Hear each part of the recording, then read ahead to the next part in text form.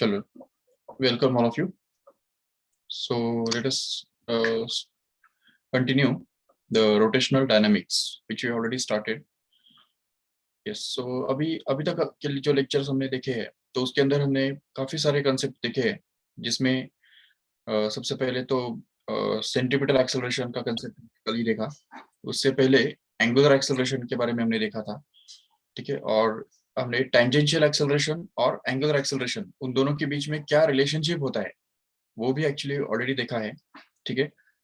पर अभी ये सब इतने सारे एक्सेलरेशंस हमारे पास है ऑलरेडी, और उसके उनके बारे में हमको नोटेशंस के बारे में भी हमने ऑलरेडी देखा कि कौन सा एक्सेलरेशन कौन से सिंबल से डिनोट किया जाता है, वो भी हमने देखा। और किसके साथ किस तरह से रिलेटेड होता है, तो वो भी सब हमने ऑलरेडी देखा है। और उसके ऊपर के कुछ क्वेश्चंस जो है वो भी हमने ऑलरेडी सॉल्व किए हैं। तो लास्ट लेक्चर में भी हमने देखा था कि सेंट्रीपिटल एक्सेलरेशन के ऊपर बेस्ड क्वेश्चंस कैसे सॉल्व कर सकते हैं। और इवन जो शीट आपको प्रोवाइड किया गया था कल, होमवर्क असाइनमेंट जो प्रोवाइड किया गया था, उसके अंदर भी काफी सारे क्वेश्चंस हमने ऑलरेडी देखे थे। और उसके अंदर समझा था कि किस तरह से क्वेश्चन सेंट्रीपिटल एक्सेलरेशन के बारे में हम निकाल सकते हैं, उसका फॉर्मूला यूज करके सेंट्रीपिटल एक्सेलरेशन किस तरह से हम निकाल सकते हैं। तो वो सब चीजें हमने ऑलरेडी देखी है। यस, तो अभी आज के लेक्चर में हमको बहुत इंपॉर्टेंट पार्ट डिस्कस करना है कि सबसे पहले तो ये चीज हमको डिस्कस करना है कि सेंट्रीपिटल एक्सेलरेशन और एंगुलर एक्सेलरेशन, इन दोनों के बीच में भी कोई ऐसा कुछ रिलेशनशिप है जो हम प्रूव कर सकते हैं और जो यूज कर सकते हैं, या ऐसा कुछ कि एक एक अगर पता है तो दूसरा आराम से निकाल निकाल सकते हैं, या दूसरा पता हो तो पहला निकाल सकते हैं। और दूसरा ये कि आखिर ये जो सारे एक्सेलरेशंस है, तो इनमें डिफरेंस क्या है, और बेसिकली किसका काम क्या होता है और किसका रोल क्या होता है सर्कुलर मोशन के अंदर, किस एक्सेलरेशन का क्या रोल है। तो वो भी हमको यहाँ पे आज के लेक्चर में डिस्कस करना है। और अनफॉर्चुनेटली हमको और एक एक्सेलरेशन आज के लेक्चर में डिस्कस करना है, जो कि सर्कुलर मोशन के साथ ही रिलेटेड है, जिसको हम अभी चौथा एक्सेलरेशन बोल सकते हैं। तो ऑलरेडी तीन तीन एक्सेलरेशन के साथ हम डील कर रहे हैं। एक तो एंगुलर एक्सेलरेशन, टेंजेंशियल एक्सेलरेशन, फिर सेंटीपिटल एक्सेलरेशन। अभी आज के लेक्चर में हमको और एक एक्सेलरेशन उसके अंदर ऐड करना है, ठीक है। So let us start. Just be careful and just be attentive, all of you. Yes, chalo, I hope you can see the screen.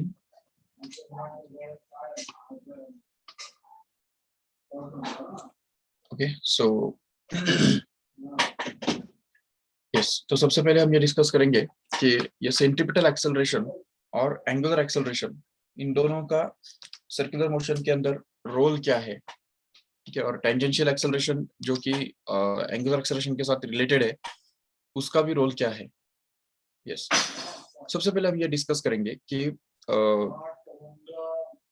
देखो, एक तरफ है यूनिफॉर्म सर्कुलर मोशन, ओके, ये हम समझ सकते हैं यूनिफॉर्म सर्कुलर मोशन। और दूसरी तरफ हम इस पूरे पेज को ही हम दो पार्ट्स में बांट देंगे, ओके। और ये साइड में हम लिख देंगे non uniform circular motion, okay.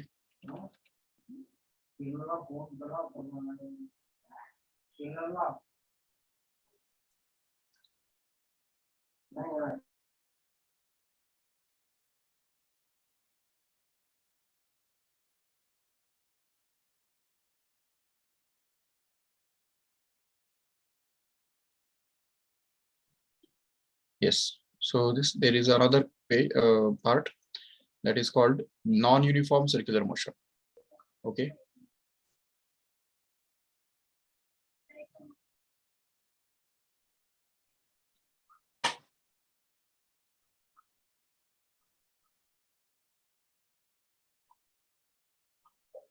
Okay, so if you just study them carefully, then you can just say that in case of uniform circular motion, there is no angular acceleration, ठीक है। ये समझ सकते हो ठीक से, क्यों? क्योंकि यहाँ पे angular acceleration in case of circular motion, uniform circular motion is actually going to be zero, just because, see here, if suppose this is the particle which is performing a circular motion along the circumference of this circle, suppose, okay, तो अब यहाँ पे देखो, ये particle suppose यहाँ से start करता है और इस तरह से सर्कुलर मोशन परफॉर्म कर रहा है, तो it will just perform the same angles in equal intervals of time. तो इसी वजह से इस केस में कोई एंगुलर एक्सेलरेशन नहीं रहने वाला। तो there is only one acceleration in case of uniform circular motion, that is actually the centripetal acceleration. तो याद रखो ठीक से, इन case of uniform circular motion there is only one acceleration which is directed along the radius towards the center at every point. Okay, तो यहाँ पे हर point पे हम देख सकते हैं आराम से there is only one acceleration which is directed along the radius and towards the center, and this acceleration is actually called as the centripetal acceleration, no doubt. Okay, तो ये याद रखो ठीक से कि centripetal acceleration is the only acceleration in case of uniform circular motion. Uniform circular motion के अंदर centripetal acceleration ही एक अकेला एक्सेलरेशन होता है, दूसरा कोई एक्सेलरेशन यहाँ पे होता ही नहीं है।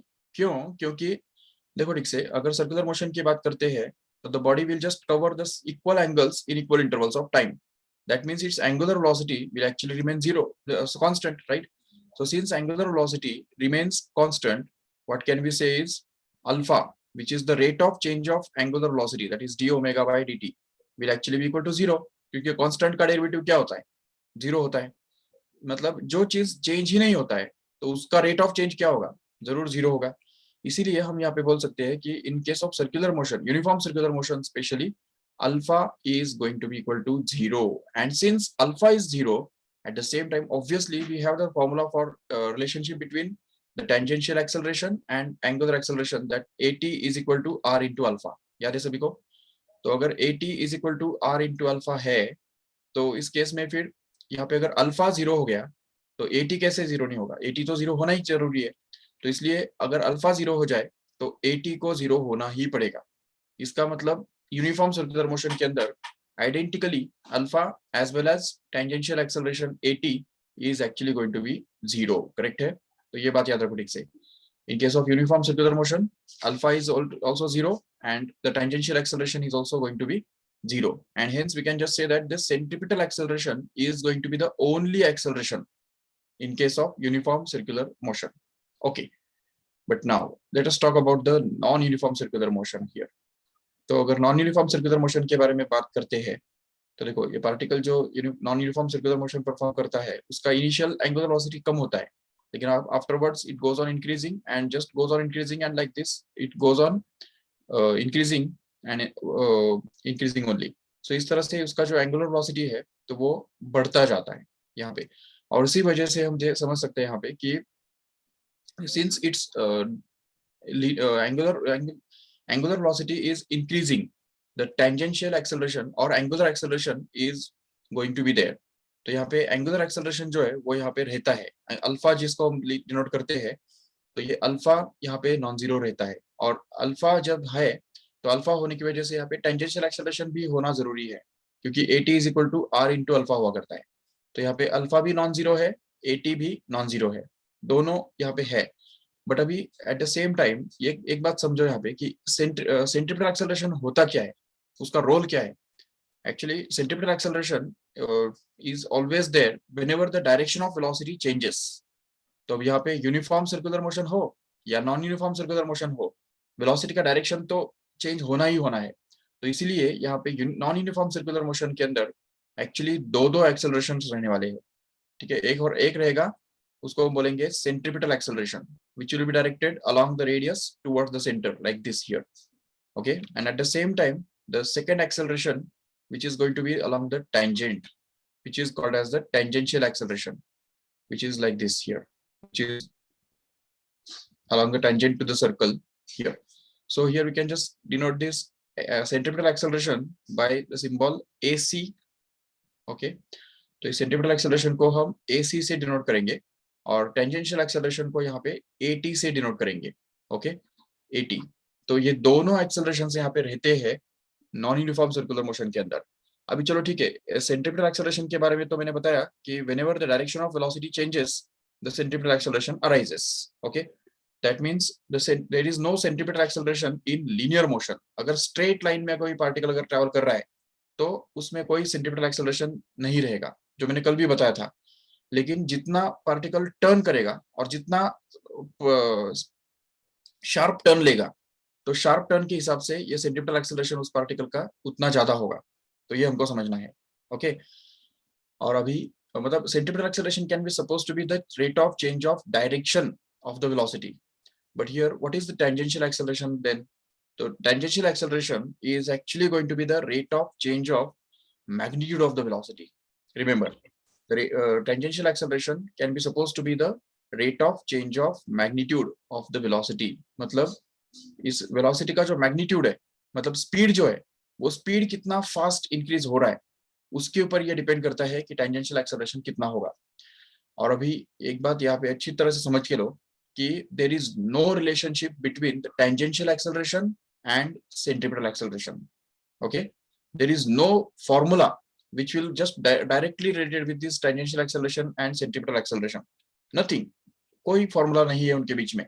मतलब ऐसा है कि टेंजेंशियल एक्सेलरेशन जो है वो ज्यादा होके भी सेंट्रिपेटल एक्सेलरेशन कम है, ऐसा हो सकता है, या सेंट्रिपेटल एक्सेलरेशन ज्यादा है और टेंजेंशियल एक्सेलरेशन कम है, ऐसा भी हो सकता है, या टेंजेंशियल एक्सेलरेशन है ही नहीं, ऐसा भी हो सकता है, जो हमने अभी भी देखा यूनिफॉर्म सर्कुलर मोशन के अंदर, या टेंजेंशियल एक्सेलरेशन है लेकिन सेंट्रिपेटल एक्सेलरेशन है ही नहीं, ऐसा भी हो सकता है, जो हमने अभी देखा कि लीनियर मोशन के अंदर ऐसा होता है।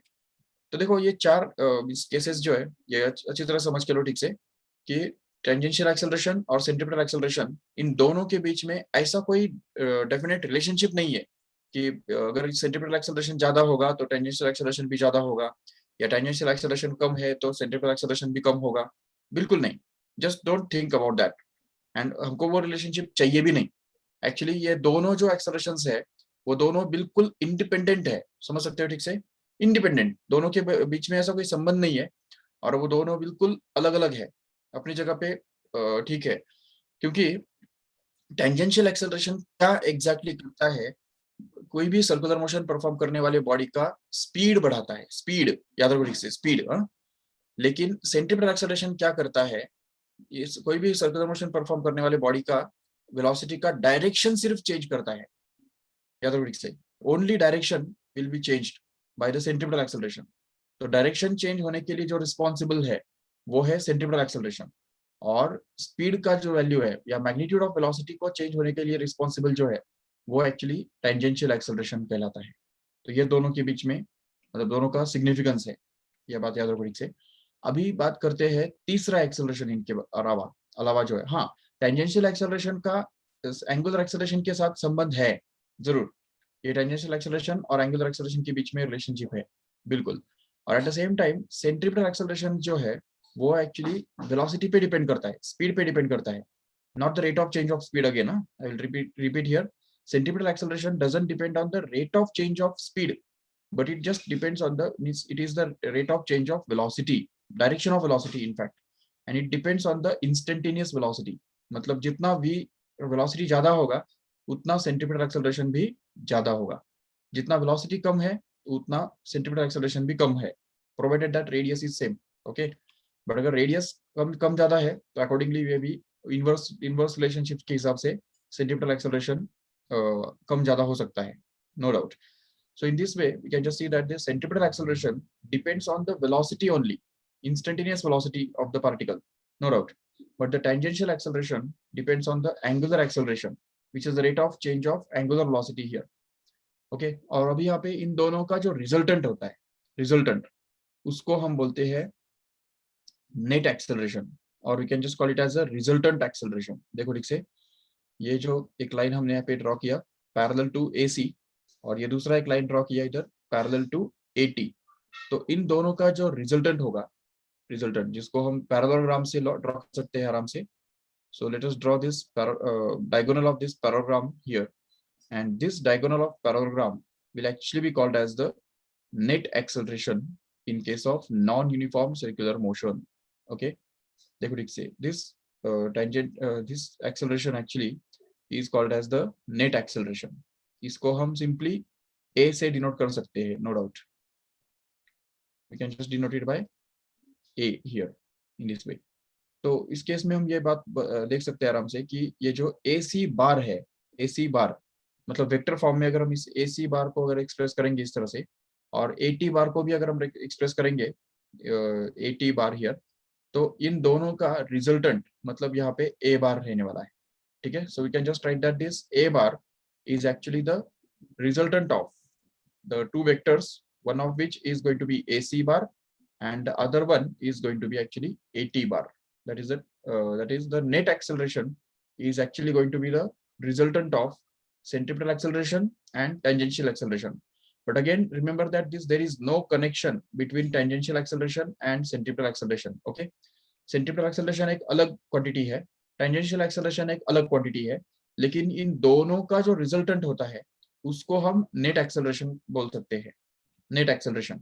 ओके, देखो एक सिंपल सा एग्जांपल ले लो कि सपोज एक व्हीकल ट्रैवल कर रहा है along the curved road. Yes, suppose this is the curved road and a vehicle is just traveling along this curved road and it starts from this point and just goes on turning and at a constant speed. ये constant speed पे ये vehicle जो है वो turn करने जा रहा है और इस तरह से वो circular motion perform करता है, ठीक है। तो अगर हम देखेंगे यहाँ पे carefully,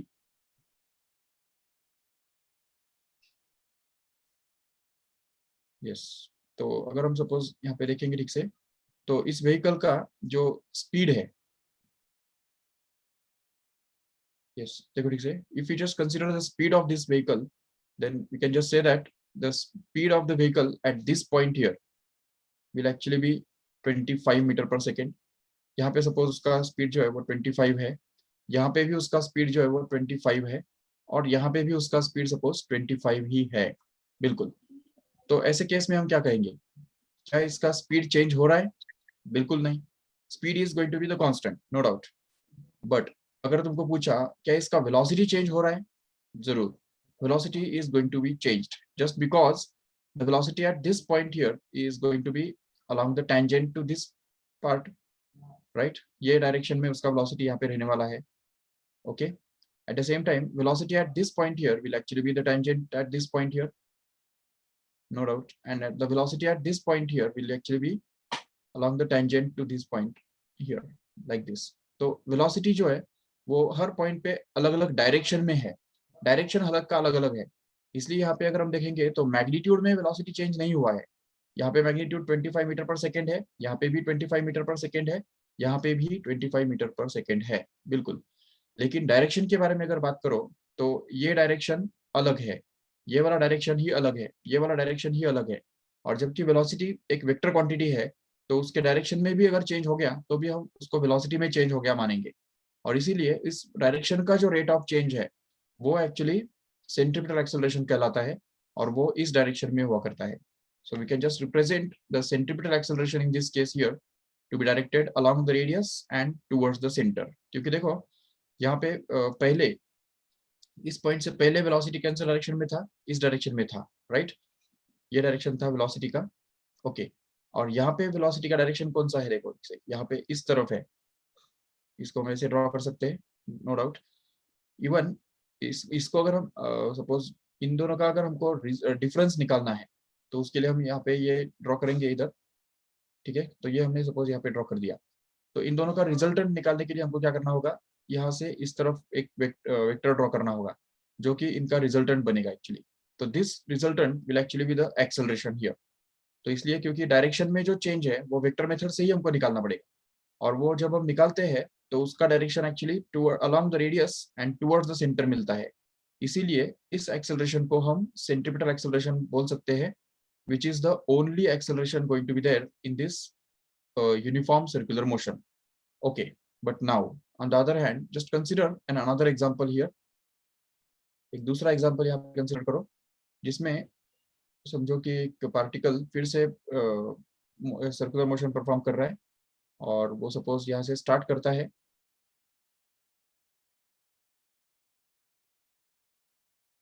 ओके, यहाँ से वो स्टार्ट कर रहा है और जैसे ही वो यहाँ पे स्टार्ट करता है तो आगे बढ़ेगा, yes, suppose this particle start from this point and just moves along the curve like this. तो ये पार्टिकल भी यहाँ पे कर्व के अलोंग डायरेक्शन में जा रहा है, नो डाउट। लेकिन अभी अगर देखेंगे ठीक से इसका जो स्पीड है, तो उसके बारे में अगर देखेंगे तो पता चलेगा।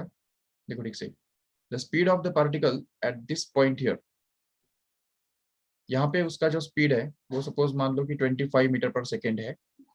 यस, यहाँ पे उसका स्पीड जो है वो बनता है एक्चुअली 30 मीटर पर सेकेंड। ओके, 30 मीटर पर second. And at this point here the speed of the particle actually will become 35 metre पर सेकेंड। देख रहे हो क्या डिफरेंस हो रहा है यहाँ पे? इस पार्टिकल का स्पीड यहाँ पे भी 25, यहाँ पे भी 25, यहाँ पे भी 25। इसलिए इस पार्टिकल के बारे में हमने क्या बोला, उसका सिर्फ डायरेक्शन ही चेंज हो रहा है, और डायरेक्शन को चेंज करने वाला जो एक्सेलरेशन है उसको ही हम सेंटीमीटर एक्सेलरेशन बोलते हैं। और इसीलिए इस पार्टिकल के बारे में सिर्फ हम सेंटीमीटर एक्सेलरेशन के बारे में ही बात करेंगे। There is no tangential acceleration at all here because the speed is going to be constant, but that is not the case here in this here.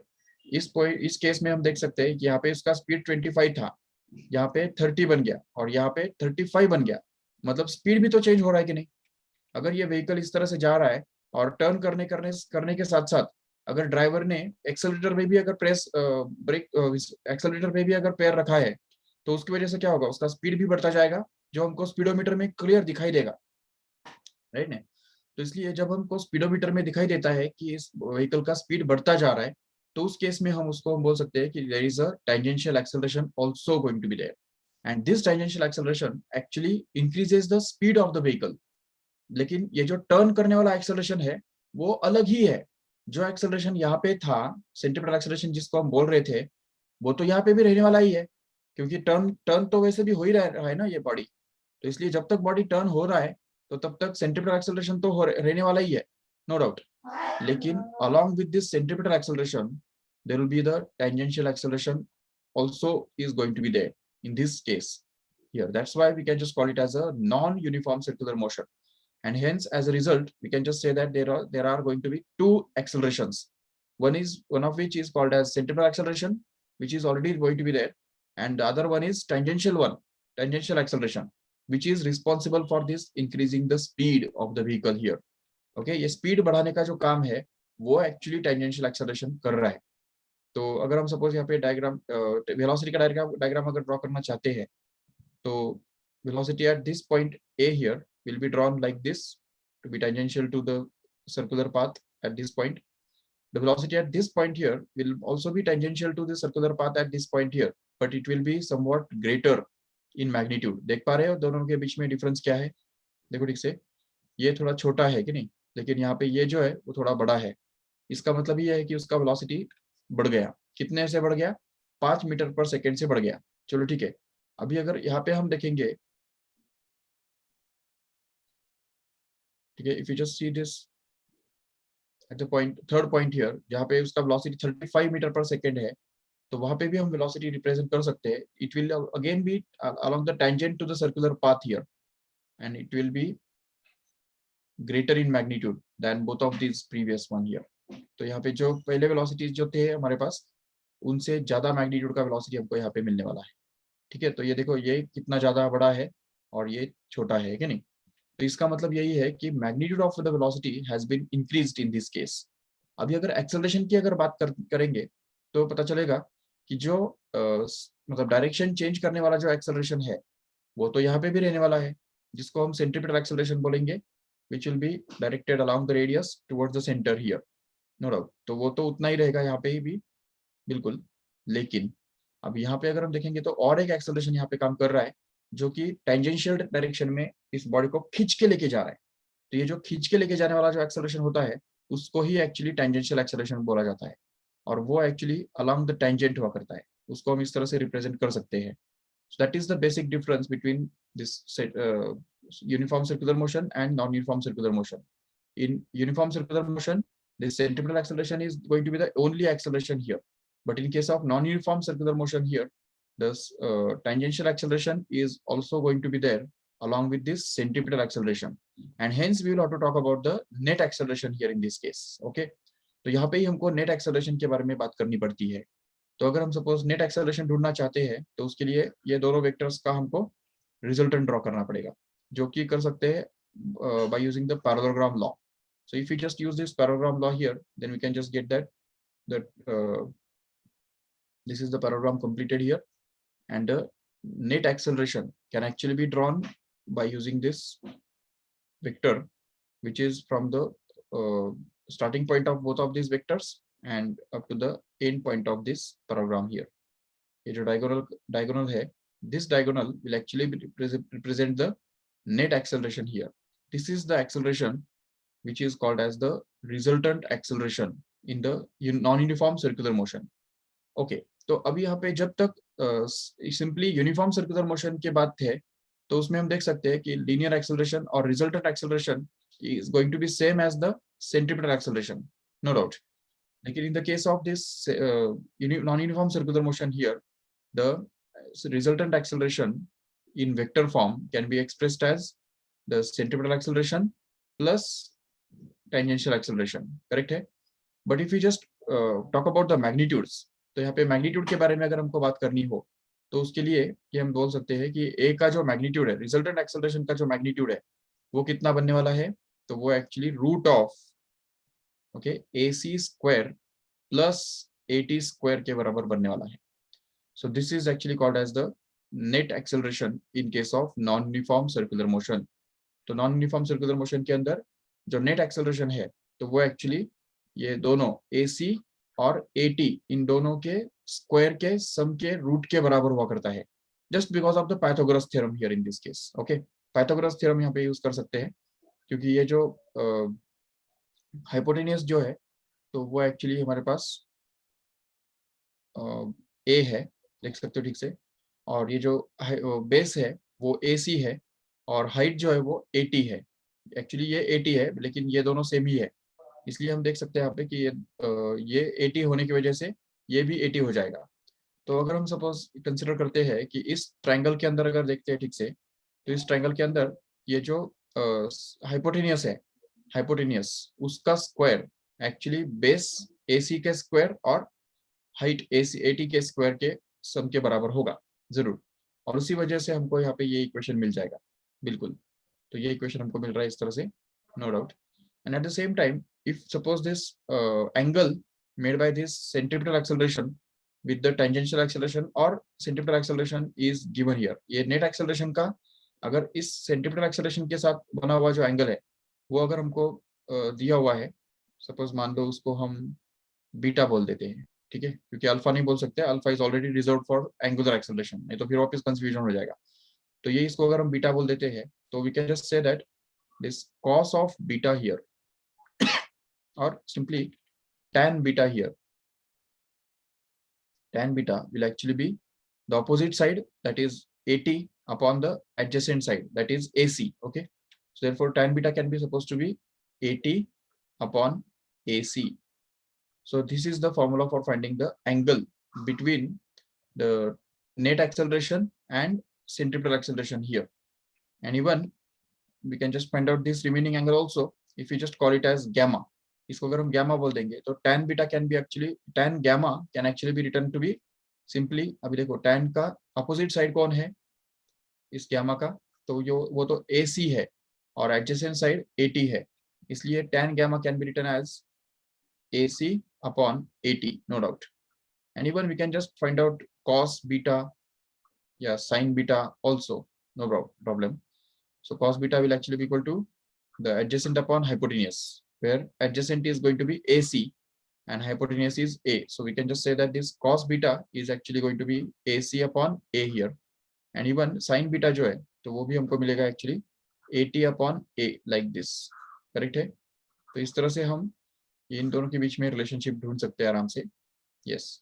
But यहाँ पे समझने की बात यह है कि in case of the non-uniform circular motion, only the two accelerations are there, and hence we can just talk about the net acceleration here. But in case of uniform circular motion here, only one acceleration is going to be there, that is centripetal acceleration, और वही यहाँ पे resultant acceleration भी रहने वाला है. तो resultant acceleration can be denoted by simply A, which will be equal to AC in case of non-uniform circular motion. But the resultant acceleration, which is denoted by A, will actually be the vector sum of AC bar and AT bar in case of this non-uniform circular motion here. Okay, तो ये फॉर्मूले हमको अच्छी तरह से याद रखने हैं, ठीक है. अभी कुछ कंफ्यूजन है किसी को? ओके, जैसे स्टार्टिंग में अथर्व ने एक सिंपल सा क्वेश्चन पूछा था कि is there any relationship between the tangential acceleration and centripetal acceleration, जो हमको आज के लेक्चर में एक्चुअली करना ही था. तो I think you have been just crystal clear about what is centripetal acceleration and what is tangential acceleration. Okay, and there is no relationship between them. Remember, there is no direct connection between centripetal acceleration and tangential acceleration. देखो, एक simple सा example है, एक real life से. No no no no no connection again. देखो, centripetal angular acceleration और centripetal acceleration, इन दोनों के बीच में भी कोई कनेक्शन नहीं है, बिल्कुल. देखो, एक सिंपल सी बात मैं तुमको एक एग्जांपल बताता हूँ. यस, देखो, अगर सपोज हमारे पास एक व्हीकल है, ठीक है, समझो मैं व्हीकल के अंदर बैठा हूँ. ओके, और मुझे इस व्हीकल को एक्सेलरेशन देना है. ठीक है, अभी मेरे हाथ में है मैं कौन सा एक्सेलरेशन देता हूँ. अगर मुझे स्ट्रेट जाना है और फास्ट जाना है तो मैं क्या करूंगा. मैं पैरों में जो एक्सेलरेटर होता है तो वो मैं प्रेस करूंगा, जरूर है कि नहीं.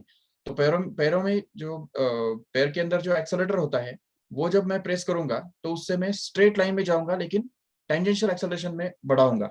करेक्ट है. लेकिन अगर मुझे व्हीकल को टर्न करना है, टर्न, तो टर्न करने के लिए क्या करना पड़ेगा मुझे. तो जरूर टर्न करने के लिए मुझे ड्राइविंग व्हील यूज करना पड़ेगा. वहां पे अभी उस एक्सेलरेटर का कोई काम नहीं है, ये समझ सकते हो ठीक से. टर्न करने के लिए हमको ड्राइविंग व्हील यूज करना पड़ेगा. ये जो स्टीयरिंग व्हील जो होता है वो हमको टर्न करना पड़ेगा, तब जाके ये व्हीकल टर्न होगा. तो ये टर्न करना एक अलग एक्सेलरेशन है, और स्पीड बढ़ाना एक अलग एक्सेलरेशन होता है, याद रखो ठीक से. तो इसलिए इन दोनों का मैकेनिज्म ही अलग अलग है. टर्न करने के लिए हमको स्टीयरिंग व्हील टर्न करना पड़ता है, और मतलब सेंट्रीपिटल एक्सेलरेशन देने के लिए, शॉर्ट क्या बताने की बात क्या है ना, कि सेंट्रीपिटल एक्सेलरेशन प्रोड्यूस करने के लिए हमको व्हीकल को स्टीयरिंग व्हील टर्न करना पड़ेगा, जबकि इस टेंजेंशियल एक्सेलरेशन व्हीकल को देने के लिए जरूर हमको एक्सेलरेटर प्रेस करना पड़ेगा. वही अगर टू व्हीलर की बात करते हैं, टू व्हीलर, तो टू व्हीलर के केस में हम देख सकते हैं कि अगर जो हमारे हाथ में एक्सेलरेटर होता है उसको अगर हम सपोज कम ज्यादा करते हैं तो उससे वो मतलब टू व्हीलर का टेंजेंशियल एक्सेलरेशन यहाँ पे बढ़ने वाला है, टेंजेंशियल एक्सेलरेशन. लेकिन जैसे हम हैंडल को इस तरह से टर्न करते हैं, टर्न, तो टर्न करने की वजह से व्हीकल जो है इस तरह से सर्कुलर मोशन परफॉर्म करेगा, and that is the centripetal acceleration produced in the vehicle here. अभी कितना शार्प टर्न लेना है, या कितना स्टीप टर्न लेना है, या कितना लूज टर्न लेना है, वो तो हमारे हाथ में है ना. ठीक है, हम कितना उसको हैंडल टर्न करते हैं उसके ऊपर डिपेंड करता है वो, राइट. और कितना स्पीड में उसको गाड़ी को भगाना है वो तो हमारे दूसरे मैकेनिज्म पे डिपेंड करता है. जो हमारे हाथ में एक्सेलरेटर है उसको जितना हम रेस करेंगे उतना वो बॉडी का टेंजेंशियल एक्सेलरेशन ज्यादा रहने वाला है. तो हमारे हाथ में है, दोनों एक्सेलरेशन हमारे हाथ में है, और हम जो जिसको चाहिए उसको हम बढ़ा सकते हैं, और जिसको चाहिए उसको कम कर सकते हैं. अगर हमने टेंजेंशियल एक्सेलरेशन को बढ़ाया और सेंट्रीपिटल एक्सेलरेशन कम किया तो क्या होगा, बॉडी टर्न नहीं होगा, लेकिन फास्ट जाएगा, उसका स्पीड बढ़ता जाएगा, स्ट्रेट लाइन में ही लेकिन बढ़ता जाएगा. ठीक है. लेकिन अगर हमने टेंजेंशियल एक्सेलरेशन कम किया और सेंट्रीपिटल एक्सेलरेशन अगर बढ़ाया तो क्या होगा, जरूर गाड़ी गाड़ी जो है वो उसका स्पीड नहीं बढ़ेगा, लेकिन वो जो सिर्फ टर्न करता रहेगा, टर्न मतलब यू टर्न लेता रहेगा या एक सर्कुलर मोशन परफॉर्म करता रहेगा. जब हमको एक ही पॉइंट पे गोल गोल गोल घूमना रहता है तो हम क्या करते हैं, सेंट्रीपिटल एक्सेलरेशन पैदा करते हैं, टेंजेंशियल एक्सेलरेशन पैदा नहीं करते हैं. टेंजेंशियल मतलब हम जो एक्सेलरेटर जो है वो हम उसको हाथ नहीं लगाते, उसको वैसे ही रहने देते हैं. हाँ चलो, फ्रिक्शन को ओवरकम करने के लिए थोड़ा बहुत करना पड़ेगा, वो बात अलग है. लेकिन tangential acceleration should not be there if we just want to turn only. Okay. But अगर हम तो इसका मतलब यहाँ पे जब हम सिर्फ टर्न ले रहे हैं, जब गोल गोल घूम रहे हैं, तो सिर्फ हम हैंडल टर्न कर रहे हैं या स्टीयरिंग व्हील घुमा रहे हैं. ठीक है, मतलब सेंट्रीपिटल एक्सेलरेशन प्रोड्यूस कर रहे हैं, टेंजेंशियल एक्सेलरेशन बिल्कुल प्रोड्यूस नहीं हो रहा है. ठीक है. लेकिन अगर हम सपोज स्ट्रेट लाइन में जा रहे हैं तो इसका मतलब हम सेंट्रीपिटल एक्सेलरेशन प्रोड्यूस ही नहीं कर रहे हैं. अगर स्ट्रेट लाइन में जा रहे हैं इसका मतलब हम स्टीयरिंग व्हील घुमा ही नहीं रहे ना, हम सिर्फ उसको पकड़ के बैठे हैं और उसको कांस्टेंट करके रखे हैं. तो इसका मतलब centripetal acceleration is going to be zero completely. But the tangential acceleration can be there if suppose we increase the speed of the vehicle. जो हम पैर में जो एक्सेलरेटर होता है हमारे, उसको अगर प्रेस करते हैं तो उतना वो गाड़ी जो है वो आगे भागेगा, फटाफट भागेगा. तो ये समझ सकते हैं आराम से कि there is no connection between the centripetal acceleration and tangential acceleration. अभी obviously tangential acceleration is already connected with angular acceleration, जो तुमको पता होगा already कि tangential acceleration और angular acceleration के बीच में connection है ना? क्या connection है उसके बीच में? जो हम जानते हैं already, tangential acceleration at okay is actually equal to r into alpha, बराबर है? तो at और अल्फा के बीच में कनेक्शन है, लेकिन जो सेंटीमीटर एक्सेलरेशन है यहाँ पे, ये ना टेंजेंशियल एक्सेलरेशन के साथ कनेक्टेड है, ना ही एंगुलर एक्सेलरेशन के साथ कनेक्टेड है, बिल्कुल नहीं, कोई कनेक्शन नहीं है उनके बीच में। याद रखो ठीक से, there is no connection between centripetal acceleration and tangential acceleration or centripetal acceleration and angular acceleration, remember. So this is the thing to be understood here. Okay, yes, now let us sum up this by doing a question here.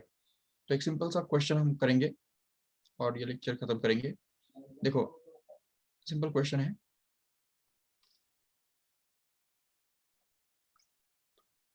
yes, suppose a particle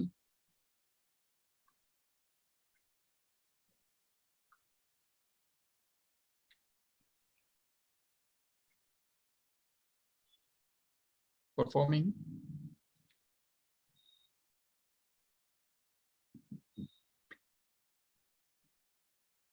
circular motion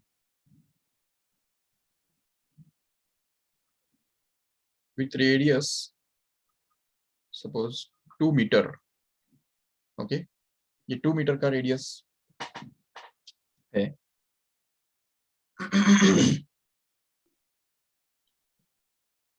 okay,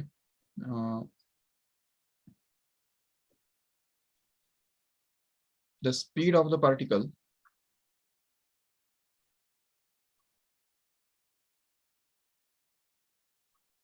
is given by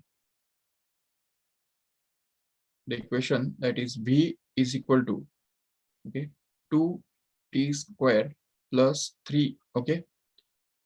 देखो ठीक से, ये जो equation है ये velocity का equation यहाँ पे दिया हुआ है, मतलब velocity depends on time in this way here, okay. तो वेलोसिटी और टाइम के बीच में रिलेशनशिप दिया हुआ है। अभी हमको निकालना ये है कि फाइंड द नेट एक्सेलरेशन। चलो ठीक है, find number 1 the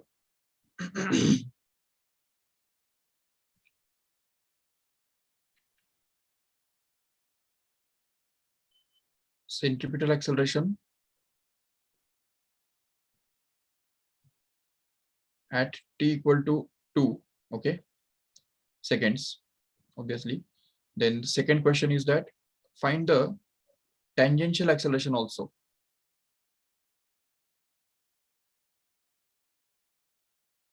okay, at time t equal to 2 seconds, and at the same time we want to find out the net acceleration also, that means resultant acceleration at the same instant, that is t equal to 2 seconds here, okay. तो see here how can we approach this। तो मतलब एक particle जो है वो circular motion perform कर रहा है और समझो वो यहाँ से स्टार्ट करता है, तो यहाँ पे t इक्वल टू 0 होगा जरूर, तो वहां उस समय का जो वेलोसिटी उसका है तो वो हम यहाँ पे t के बदले 0 डाल के निकाल सकते हैं आराम से। तो इसका मतलब ऑलरेडी उसके पास 3 मीटर पर सेकेंड का वेलोसिटी है जरूर। यस, देन अगेन सपोज यहाँ पे t इक्वल टू 1 यहाँ पे हो गया, t इक्वल टू 1 सेकेंड पे उसका वेलोसिटी कितना है वो भी ढूंढ सकते हैं आराम से, इस इक्वेशन के अंदर t इक्वल टू 1 डाल सकते हैं आराम से, है कि नहीं। तो मतलब यहाँ पे अगर हम t इक्वल टू 0 डालेंगे तो हमको मिलेगा कि यहाँ पे उसका जो वेलोसिटी है, मतलब स्पीड जो है उस पार्टिकल का उस समय कितना रहा होगा, जरूर 3 मीटर पर सेकेंड रहा होगा, बिल्कुल। और जब t इक्वल टू 1 मतलब 1 सेकेंड के बाद उसका वेलोसिटी कितना रहा होगा, जो हम यहाँ पे t के बदले 1 डाल के निकाल सकते हैं आराम से, जो हमको मिलेगा एक्चुअली 1 का स्क्वायर बनता है 1, 2 इंटू 1 प्लस 3, तो मतलब 5 मीटर पर सेकेंड, राइट। सो 5 मीटर पर सेकेंड इतना वेलोसिटी उसका रहा होगा एक सेकेंड के बाद। अगर सपोज 2 सेकेंड के बाद की बात करते हैं तो at t equal to 2 seconds here, तो उसका वेलोसिटी कितना रहा होगा, तो हम बोल सकते हैं कि v will be actually equal to, अब यहाँ पे t के बदले 2 डाल के हमको वो मिल जाएगा 2 का square बनता है 4, 4 2s are 8, 8 plus 3 is 11. So you can just say that this 11 meter per second is going to be the velocity of this particle here. In the same way here, we can just try to find out the velocity at t equal to 3, 4, 5, 7 and 8, 9, 10 like this here. तो t equal to 3 पे उसका velocity कितना होगा? जरूर हम बोल सकते हैं 3 का square which is 9, 9 2s are 18, 18 plus 3 21. That's it. So v velocity will be equal to 21 meter per second at this instant here. That means its velocity is going to change instant to instant, and precisely if we just see, its velocity is going to increase. यहाँ पे 3 है, यहाँ पे 5 है, यहाँ पे 11 है, यहाँ पे 21 है, तो इस तरह से उसका velocity बढ़ता जा रहा है. तो इसका मतलब जरूर सेंटीमीटर एक्सेलरेशन भी तो बढ़ता जाएगा जरूर, क्योंकि सेंटीमीटर एक्सेलरेशन का जो फॉर्मूला हमारे पास है तो वो actually AC is equal to v square upon r है. करेक्ट है.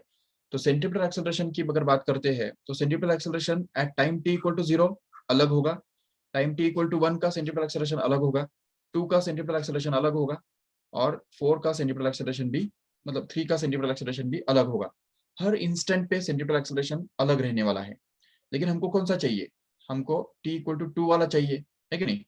तो इसके लिए हमको क्या करना होगा यहाँ पे कि सिंपली ये v का वैल्यू हमको 2 डालना होगा. यहाँ पे इस वेलोसिटी के इक्वेशन में देखो ठीक से v इज इक्वल टू हमको दिया हुआ है 2t square plus 3. Since we want at time t equal to 2 seconds, we will have to find out the velocity at time t equal to 2 seconds first. So put the value of time t to be simply equal to 2 seconds and get the velocity at that instant. That is v is equal to 2 times of 2 square plus 3, which actually happens to be 2 into 4 plus 3, which actually becomes 8 plus 3, मतलब ही वो बन गया 11. समझा ठीक से? जो हमने already orally calculate करके रखा है यहाँ पे. ठीक है. वेलोसिटी तो हमको मिल गया, t इक्वल टू 2 सेकेंड्स का वेलोसिटी मिल गया. चलो ठीक है. Let us try to find out the centimetre acceleration now at the same point. So centimetre acceleration का फॉर्मूला हमारे पास है v square upon r. So you can just put this value of v to be simply 11 here, and r is going to be already there. r जो है already यहाँ पे दिया हुआ ही है. रेडियस कितना दिया हुआ है? 2 मीटर दिया हुआ है कि नहीं रेडियस, तो इसलिए वो हम यहाँ पे डाल देंगे. तो उससे हमको मिलेगा r is equal to 2 and v equal to 11. If we just put this here, then we can get this centimeter acceleration to be simply equal to 11 का square upon 2, जो बन रहा है actually AC equal to 121 upon 2, which can actually be written to be simply equal to AC is equal to, yes, 60.5. correct है? देखो ठीक से यहाँ पे. So 60.5, this will be the meter per second square. This will be actually the centripetal acceleration at this instant of time, no doubt. चलो ठीक है. centripetal acceleration तो हमको मिल गया. yes, but how will you find out the tangential acceleration now? तो tangential acceleration कैसे निकालेंगे? वो भी t equal to 2 seconds पे ही हमको चाहिए. तो ये जो velocity है वो किस रेट से चेंज हो रहा है, वो कैसे हम ढूंढ के निकालेंगे? तो यहाँ पे इसका velocity 3 था, यहाँ पे 5 था, 11 था, यहाँ पे 21 बन गया. तो रेट तो चेंज होता जा रहा है. तो इसीलिए यहाँ पे डेरिवेटिव का काम आता है. यहाँ पे डेरिवेटिव हम यूज कर सकते हैं और ये बोल सकते हैं कि tangential acceleration at here will actually be equal to the rate of change of magnitude of the velocity here. That means we will have to just differentiate this equation of velocity here. So if we just put the value of velocity from this equation, that is 2t square plus 3 here, then we'll be able to get the acceleration in general. तो यहाँ पे अगर हम ये velocity निकाले, tangential acceleration निकालने के लिए ट्राई करेंगे, तो 2 is going to be a constant, can be taken out, and t cube का डेरिवेटिव क्या बनता है? सॉरी, t स्क्वायर है ना वो, सॉरी. yes, तो t स्क्वायर का डेरिवेटिव क्या बनता है? तो वो हमको पता है already. it becomes 2t, right?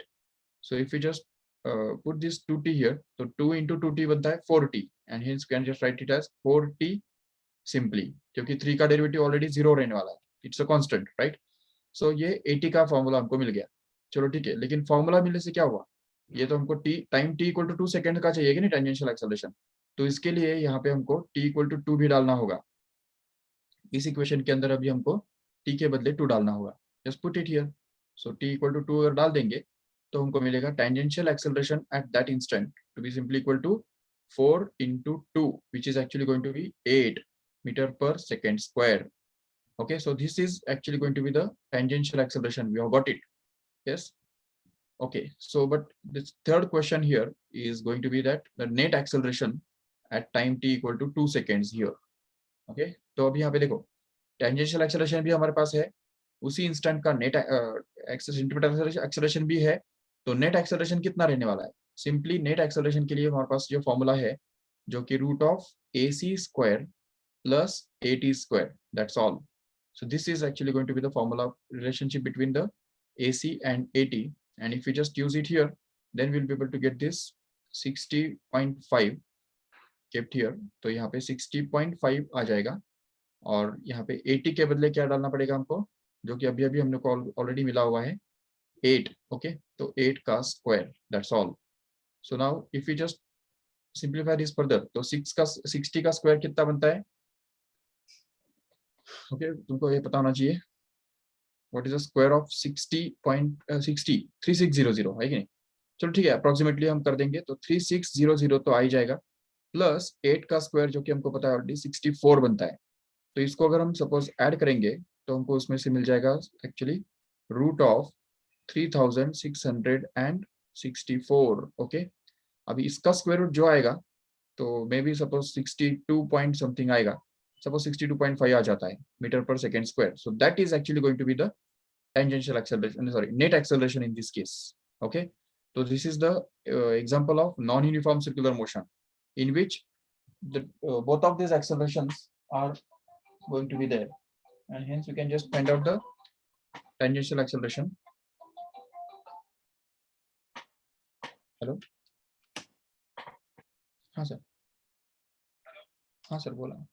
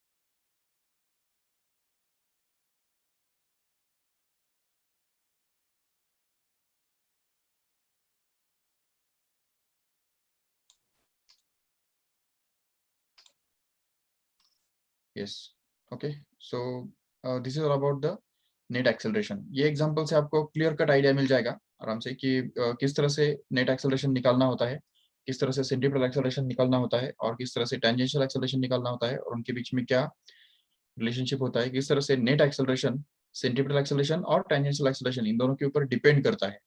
तो ये एग्जांपल अच्छी तरह से स्टडी करो ठीक से, और इसी टाइप के कुछ क्वेश्चंस में अभी आज के होमवर्क में आपको देने वाला हूँ, जो आप सॉल्व करके सबमिट करना कल तक. ठीक है, चलो ठीक है. सो